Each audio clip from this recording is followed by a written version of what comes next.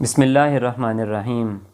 حضرت ابو موسیٰ اشعری رضی اللہ تعالیٰ عنہ سے روایت ہے، وہ فرماتے ہیں کہ حضور نبی کریم صلی اللہ علیہ وسلم نے ارشاد فرمایا، اللہ تعالیٰ متوجہ ہوتے ہیں نصف شعبان کی رات میں، اور اس رات میں اللہ تعالیٰ اپنی تمام مخلوقات کی مغفرت فرما دیتے ہیں۔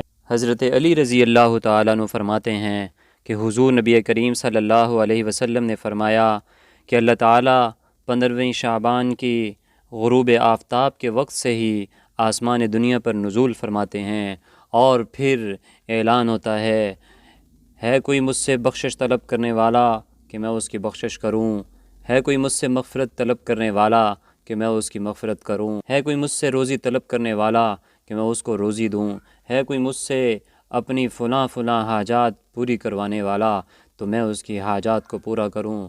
یہ اعلانات اور یہ صدائیں اللہ تعالیٰ کی طرف سے طلوع صبح صادق تک اپنے بندوں کے لیے لگتی رہتی ہیں، اور اللہ تعالیٰ اپنے بندوں پر بے پایہ انعامات اور احسانات نازل کرتے رہتے ہیں۔